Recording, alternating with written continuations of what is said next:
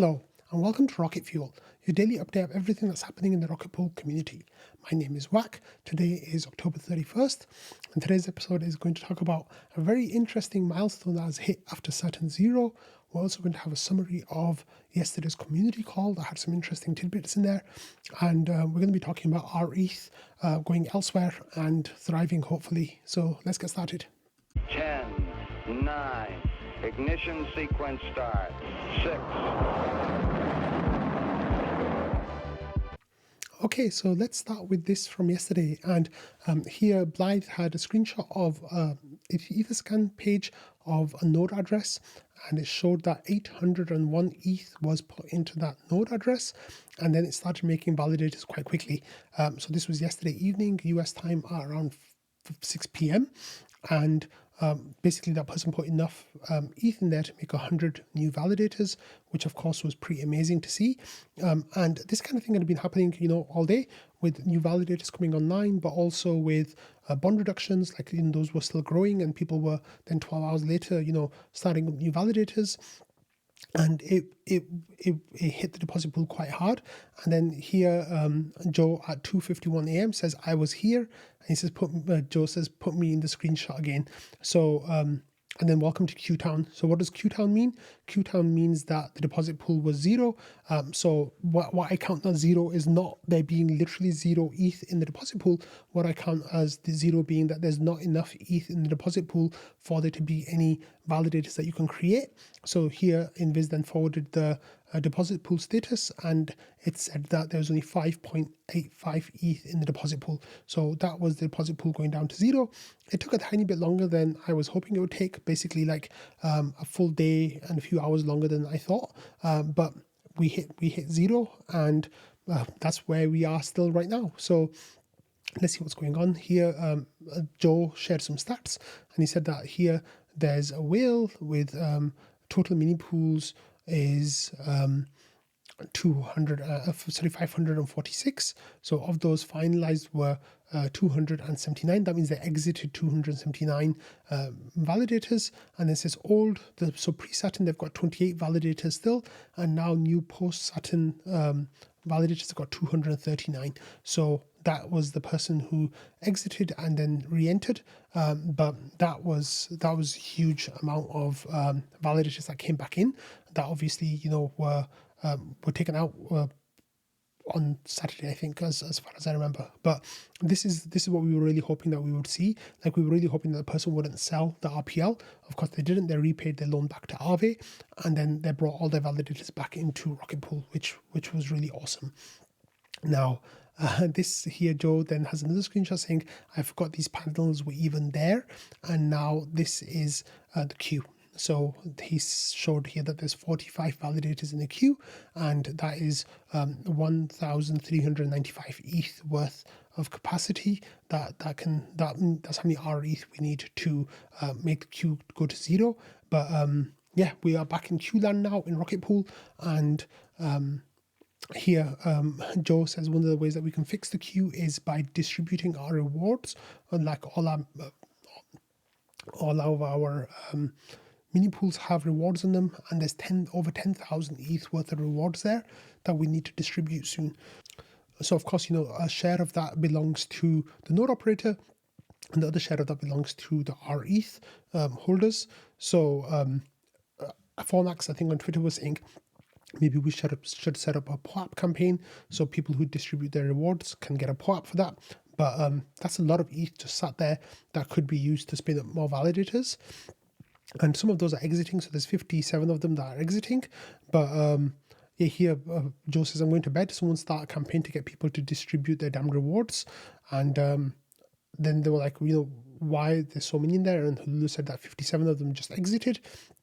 So that's why there's some with over 8 ETH there, but the rest of them are rewards that people haven't claimed yet. So please go and claim your rewards.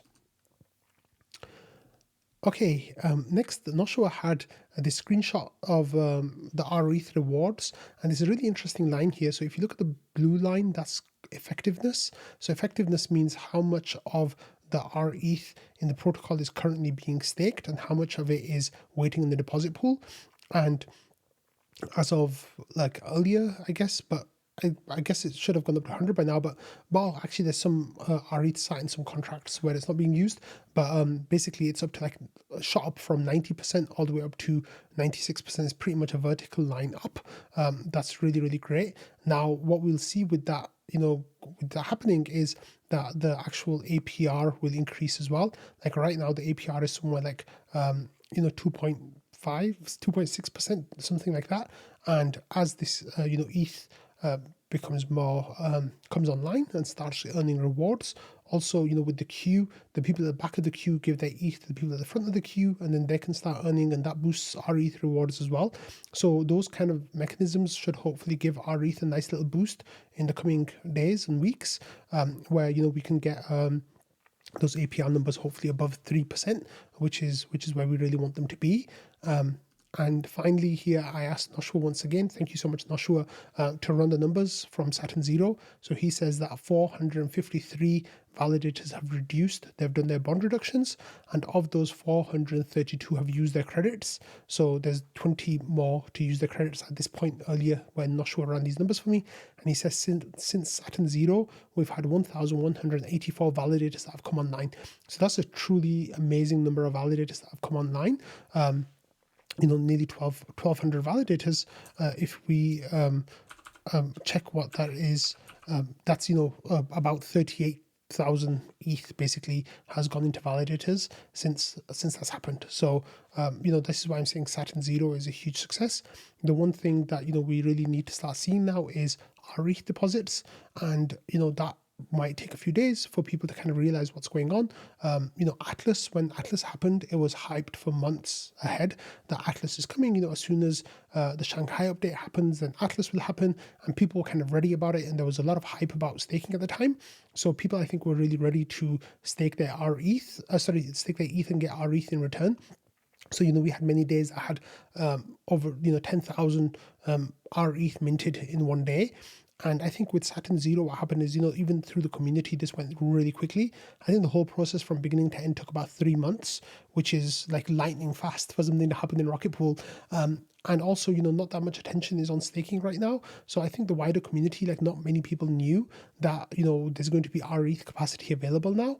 So, that's, I think, some of the reasons why we've been a bit slow getting rETH minted. I think, the incubator hopefully is going to really help. And of course, the work that Alpha Growth are doing as well, where we really want to see those rETH mints happening. And we're going to need that now that we have a queue. That's definitely going to be something to pay attention to and look at. Okay, so yesterday we had a community call, and this one was with people from Relend protocol. Now, sadly, I didn't listen to the part with Relend. You can go and do that. It's only like the first 15 minutes or so. But the rest of the community call covered a few really interesting things.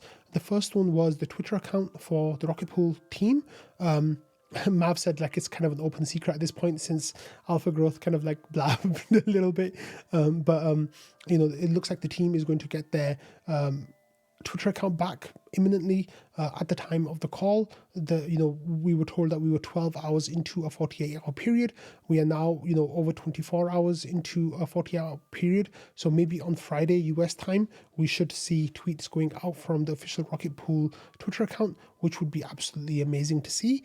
Now with other things that were mentioned was that there's going to be an expansion to rocket scientists. Now, I didn't quite catch exactly what Mav meant, whether he meant there was going to be one new rocket scientist, in which case that, of course, will be Halululo. That's kind of been hinted at in a few different places over time, or whether there's going to be a wider change to the rocket scientist kind of status.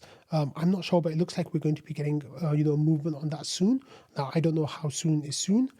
After that, there was a lot of talk happening about Thailand and the team going to DevCon and being at the staking summit, and how Langas is going to be speaking there, how there's going to be a bunch of community members. I don't think there's going to be as many community members going specifically from the Rocket Pool community as there were at somewhere like ETH Denver, but in terms of attendance, they're expecting quite a few Rocket Pool supporters to be at the conference. The Mav is giving out some more dates for people to put down for the availability, for the community event. So that's going to be like a restaurant or a bar or something like that. So definitely keep your eyes open in the conference channel to have a look at that. But otherwise, there was just, those were the main community updates. And it looks like, there's going to be some announcements coming very soon about Twitter accounts, about rocket scientists, and then hopefully we can watch Langaz's talk from Thailand as well. Okay, let's go back to the Rocket Pool Discord here, and here there was this is what I was trying to find. So this was actually really interesting, was that there's a vote going on right now in the ODAO events, and this current vote that's ongoing is to remove Yorick, a crypto manufacturer, from the ODAO seat. And this was actually quite funny in that the Yorick himself voted to kick himself out, and right here, that was vote number 9. Crypto manufacturer voted for this proposal, and then we got Bankless doing the last one, and then here we see that the ODA member was kicked, and it was actually Hululo who executed the proposal, just paying gas for that. It's permissionless in order to execute once it hits the threshold. But yeah, there you go. The Yorick has now been removed from the ODAO, and the ODAO seats has gone down by 1. I think we're down to 17 seats now, 18 seats now. So I think the majority still would have to be 10 in order to pass anything through the ODAO, with 8, being against. But the next interesting thing now is going to be what happens to the seat. Are we going to bring Yorick back just as Yorick? Are we going to bring crypto manufacturer back, which is actually now Galaxy Digital, I believe, who bought out Yorick and crypto manufacturer? Or are we just going to remove the seat? I think the community will probably have a discussion about this. We read a post about it read some ideas about it in the forum last week, I think, or a few days ago. But if you are, curious as to how that discussion is going, go and find the forum post that people are kind of talking about this. But I think there's a chance that we'll just leave the seat vacant. But I'm not sure about that at the moment. We'll, I guess, see what other people are thinking, what should be done with that as well. Okay, and Bankless, of course, voted on the ODAO to remove Yorick, crypto manufacturer, and then I think they also realized at the same time that, wait, we actually have a whole lot of RPL sat on our node, and they had actually never claimed RPL rewards from their rewards. So here Bankless claimed 12,390 rewards for the whole time that they have been ODAO members. That's how much RPL they have earned, and this was the first claim that they've done on that node. So that's actually really funny that when RPL prices were really high, they never claimed and sold anything. They just left it all on their node, and then today they realized that, hey, actually, we should claim this. But yeah, they missed out on some high prices there, and tax, not fun. But yeah, I just thought that was a funny thing that came up as well. Okay, next we got this post from Slickrick that's kind of interesting. That's tapping into some discussions that are happening in the wider community, of course, right now, about rETH minting. So here Slickrick says, has Rocket Pool applied to join this? So this is a vote that's taking place in ZK, in the ZKSync community right now. It says you could get some ZK tokens applied to some of the rETH liquidity pools. So it says to participate in the Ignite program, all DeFi protocols and programs must complete and submit ZKSync Ignite program application, be live on ZKSync Era mainnet, must have a minimum of $1 million DeFi TVL as measured by DeFi Llama at the time of the application submission, maintain and in integration with DeFi Llama, fully cooperate and integrate relevant APIs, data streams, and platforms with the program providers, Open Block Labs and Merkle, and the deadline for the applications is November 20th. So here we got Jasper tagging the Broke Director from Alpha Growth, and Grant as well. He says, I don't think we have 1 million, but it's worth pursuing. And that's going to be interesting to see if anything comes from this. But I think right now, the community, what I'm starting to see signs of is people are starting to think, hey, we need to mint our ETH, because just from bond reductions, we have 160 1,000 rETH worth of space that we can use up. So there's a idea that's kind of coming through the community quite quickly now of wanting to mint rETH. Now the GMC had kind of seen this in a little bit in advance, and we hired Alpha Growth to do some of this work of minting rETH. We also started the incubator. In both of these cases, maybe it would have made sense to start them a little bit earlier, but hey, we can only work with what we've got. And even until last week, there was some skepticism of whether or not we'll empty the deposit pool from some people. So I think they just weren't thinking about it very deeply. But this, I'm not saying that this ZK thing is going to work out. It might not, because we might not meet all the requirements. But what's really interesting is that the community is really starting to think about ways of incentivizing rETH, integrating rETH into all these different places, and trying to boost rETH adoption. Okay, next we have some news from Constellation, and here Hululo forwarded an output from RocketWatch saying that the Constellation RPL minimum changed. So they changed it from 10% to 14%, and this is the target rate for the RPL that they want on their node, on the supernode. Now this is really curious, and people didn't really understand what was going on here, and I at the time didn't really understand it either, because with Saturn 0, the percentage of RPL allocation to get max ETH rewards you want to be at is 10%, and I think what happened is there was some confusion between the node set people, Gravita people, and the whole thing about who will and won't be able to get rewards under rewards tree version 10 and how that's going to look. And people kind of started talking about Hululo was like, do they anticipate a huge RPL deposit? But even so, why raise the limit? I don't get it. And then people started asking, Nick and Wanda, do you guys have any comments about this? And Wanda actually shared some comments. So let's go and have a look at his comments. He says, attention all node operators, as mentioned in our public announcement, we're working hard to enable, wait, is that the right one? Let me see. Oh yeah, okay. Oh no, that's the wrong one. Let me see. Oh, of course that's wrong because that's from months ago. Sorry about that. Yeah, so here he says, hello folks, 2 small announcements today, neither of which warrant a ping. He says, Gravita has decided to set the minimum RPL stake for Constellation to 14%.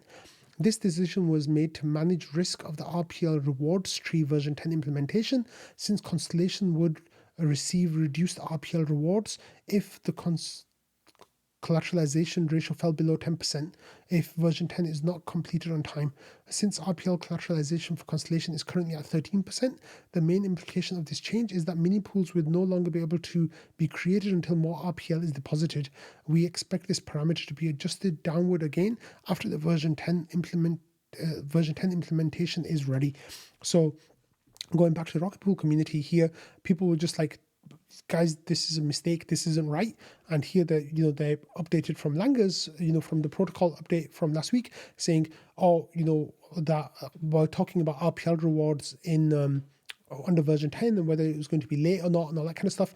And then Noshua pointed out to them that version 8 of the rewards tree is fine for RPL.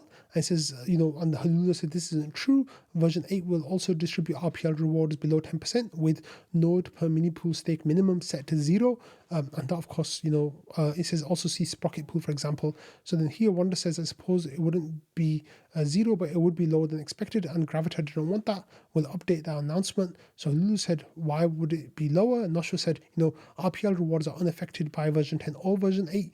And it says, yeah, they use the same curve.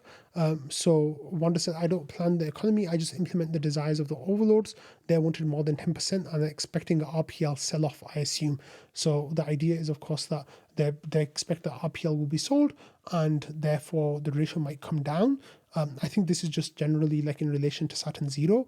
I don't know if they are hearing anything on the back end or not, but basically what I'm not sure here says, my sense is that people are making decisions. People who are making decisions are ill-informed and shooting themselves in the foot. Basically, what happened is by increasing the target percentage for RPL, they're making it more restrictive for new validators to come online with Constellation, because then you need RPL and ETH, not even though there technically should be enough RPL and not just ETH. So there was some interesting back and forth with that discussion. I'll let you guys go and read that yourselves. There was a second point here from Wander as well, saying NodeSet will be releasing version 1.0.1 of the Constellation contracts in the coming weeks, which rearranges the prioritization of RPL allocations to prioritize liquidity over staking, alongside a few other little tweaks based on our observations from the initial few weeks on mainnet. He says this is a small version bump, does not include any new features, only some small tweaks that rearrange existing code a bit. We are reaching out to our auditors to determine the availability, but such a small code change likely will not require much lead time or processing time for them. You can see the changes here in this version log, so then there's a link to the GitHub. So this was actually really interesting as well. They are saying that they're going to update the contracts for Constellation. It's a very minor upgrade with some parameter changes only, and I expect that to happen quite quickly. So I guess they'll let us know when that's going to happen. So just to make clear, this is not an update of the hyperdrive software. This is an update of the contracts deployed to mainnet for Constellation and the changes that will happen with that. So that I guess we'll see that soon. And then there is actually an update with Hyperdrive as well. So Joe has this announcement saying today we released Hyperdrive 1.1.1. This fixes some issues reported by the community, and there's a few important features related to upgrading. So this is a high priority update for people who switched from Haleshki to mainnet and had issues with their fee recipient set. And then for everyone else, they can just update whenever you want to do so. And here there's some known issues. So Lodestar, there's an issue with rETH. And then some key changes, so updates to Bisu, Nethermind, rETH, Nimbus, Prism, Teku, and Prometheus. So installing Hyperdrive updates via apt update now prompts you to automatically restart the services, so the daemons will be up to date. And then there's a link to a discussion. It says updating manually via Hyperdrive service install will now automatically restart the service to ensure the daemons are up to date unless the no restart flag is provided. And then switching networks in the service config dropdown now properly loads the new network settings before starting the containers again. And patches reported this issue. And then there's things with automatic transactions. So they'll now ignore the gas threshold settings if manual max fee is specified, as the threshold setting is only useful for dynamic network-based fees. And then there's the default max fee has been reduced to 20 GUI, and the default max for priority fee has been reduced to 0.1 GUI. I really hope that in the Rocket Pool side they do this as well, reducing the priority fee to 0.1 GUI. So it says this only affects new users that are configuring Hyperdrive for the first time. And then the config validation routine, and there's other stuff as well. So I'm not going to go through all of it. You can have a look. But if you want the full notes, then they are available on the GitHub. Otherwise, you can just read the summary post that Joe has provided. So thank you, Joe, for providing that. Okay, moving on to some staking news now. We actually have a very interesting update here from Llama Risk. And Llama Risk is saying that they're introducing Ethereum staking penalty simulator. So this is the first in the risk assessment suite for ETH staking, LSTs and LRTs, and users can visualize the potential severity of staking penalties in various scenarios, as well as the less known but equally important inactivity leak. So protocols like Aave and Curve Finance have substantial exposure to LRTs and LSTs, and while the probability of slashing is low, it's essential to remain vigilant about this tail risk, which can have dire consequences for the unprepared. So try out our interactive tool below. So they've got a link there that takes you to the interactive tool. And I don't really have time to go through the interactive tool right now, but you can definitely play around with it. It's really interesting. Jasper here got into a discussion with the people from Llama Risk, and he says, does this take into account insurance? Or does it take insurance into account? The Rocket Pool has built-in insurance against slashing from the Oracle, from the node operator bond. And it's also the best protected LST on the market by a mile. And this person from Llama Risk,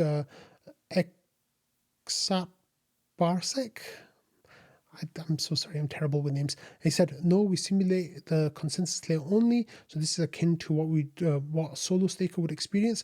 But ultimately, LSTs, LRTs are abstractions on top of the consensus layer. So LSTs, LRTs with penalized validators would socialize that loss across holders. So then Jasper corrects them, saying that this is actually not the case for Rocket Pool, as node operators will bear the brunt of the burden in many cases, insulating the LST holders. And the person from Llama says that's right. And Jasper replies by saying good product. So definitely go play around with that if you're interested. Of course, people in the Rocket Pool community have been talking about this risk for a really long time. So for example, if there's an issue with Lido, even though like it's very, very, very, very unlikely for there to be a mass slashing event for the whole of the Lido node operator set, that could cause huge damage for Ethereum even, like let alone just Lido. So yeah. And finally, I'm going to actually, in some Ethereum news here, this post from Token Motion here has a quick animated overview of the Ethereum improvement proposal process. So the EIP process is how everything gets put into upgrades for Ethereum, and says the EIP process plays a vital role as it enables the Ethereum community to propose and engage in discussions about changes or enhancements to the network in an organized way, leading to impactful upgrades. So here it's a really beautifully animated thread, and this is by Token Motion, who you might remember used to do Rocket Pool related threads once upon a time. But anyway, this is a way of, from the idea process, like, you take your idea to ETH magicians, and then people have a look at it, talk about it. It goes to the EIP editors, and then you get a draft EIP, and people kind of give feedback and review. And then when the EIP is ready, it goes to last call. There's a 14-day window for this period. After that, once it's final, then it can go to be discussed in the all core devs, whether or not it should be included in the next fork. And then, there's a bit more breakdown of the different kinds of EIPs that you can have, and whether they deal with standards, meta, or if they're just informational. And then there's a lot more as well. So this thread is beautifully animated. Like, the information is really clear, and I really enjoyed having a look at it, and I'm sharing that with you all because I know people have some questions about how Ethereum, governance works and how upgrades happen. Well, this will actually give you a really good, refresher, or teach you about how it all happens. Now, you might recognize the artwork as being a familiar style if you're in the Rocket Pool community, or even if you're a Rocket Fuel fan, and that is because Token Motion is a project run by Sleety. Now, Sleety, as you all know, is a huge Rocket Pool community member who is absolutely an incredible graphics designer. All the Rocket Pool all the Rocket Fuel branding, as well as a lot of the Rocket Pool branding, has been done by Sleety, and that's just really, really wonderful to see. Sleety here came with an update to the Rocket Pool community yesterday, saying, "Hey guys, I've launched the website for my design company, Token Motion. Check it out, and if you're on Twitter, please give this a tweet a boost. Thank you." So let's have a look at the tweet he sent out. So he says, Token Motion's new website is live. We're a flexible, subscription-based design service with lots of experience in DeFi crypto. What do we do? So they have branding, graphics, animation, product explainers, social media visuals, and more. And then there's a link to the website, and you can see some information here. So people like me and Jasper, Noteset, and others, said a huge congrats to them. And Dr. Rufus as well. And if we actually have a look at their website, there's on the top is just Token Motion with pricing and examples. But as you move through the website, you can see this really beautiful, dark, a dark mode website with purple hints and white text. It's really clean. You can see who they've, Token Motion have worked with, who Sleety's worked with. There's Balancer, Rocket Pool, Noteset, GitPoap, Arrow, Bankless, Rocket Fuel, Mercadian, and then also Rescue Node, BitBeatles, POAP, and I'm not sure what this last logo is, but that's fine. So it tells you how it works. You choose a subscription, and then you make design requests. You can get unlimited revisions, and then you publish and repeat the process. So it's really cool. Here, there's some reviews. There's some from... there's one from me even. Let me see if I can find the one that's from me. There's one from me saying, "Sleety's amazing. Got so much love for Sleety. He's such a generous and warm person. Every interaction with him has been fantastic." And then there's more information as well saying, what can we deliver? So social media content, branding and logo design, product walkthroughs, onboarding videos, all of that kind of stuff. There's explainer content, marketing campaigns, documentation visuals, pitch decks, and business-to-business stuff, announcements, stats, and milestones. So you can subscribe today. So there's monthly plans and annual plans. So an annual plan for Token Motion costs basically $60,000. So for this, you get design media, one request at a time, with quick turnaround, brand continuity, long-term planning and savings. And then there's the 1 month by month basis, which is $6,000. And you also get 6 months at a time, which is $5,000. So $5,000 per month, or $30,000 for the whole time. So there's some frequently asked questions, and then you can get in touch with Token Motion if you wish to hire Sleety services. So like it said in the thing, actually, let me go and find my quote tweet that I put out there. So I retweeted the tweet and I said, Sleety's work on Rocket Fuel's rebranding changed the look and feel of the whole channel. His unified and cohesive branding strategy for every aspect of the channel elevated the level of professionalism orders of magnitude compared to what I had before. He's amazing. So this is a service that I've been really happy with. In the past, this was before the subscription model. It was just on a project by project basis. But if you want to get involved, please reach out to Sleety. Like I said, the work that he does is incredible, and you won't regret it. So on that note, I'm going to end today's episode. Thank you all for watching, listening, and being part of the Rocket Fuel community. I hope you all have a lovely day ahead. Please go and mint some rETH, or tell your friends to mint rETH, or tell any DAOs that you're a part of to go mint rETH. There's a lot of space for rETH there right now. Because we've got a queue of 45 validators, we've actually got space for 19,387 rETH that can be deposited into the deposit pool. So please get the message out about rETH minting, and I will see you all tomorrow, hopefully with news of some big rETH mints. See you then. Bye.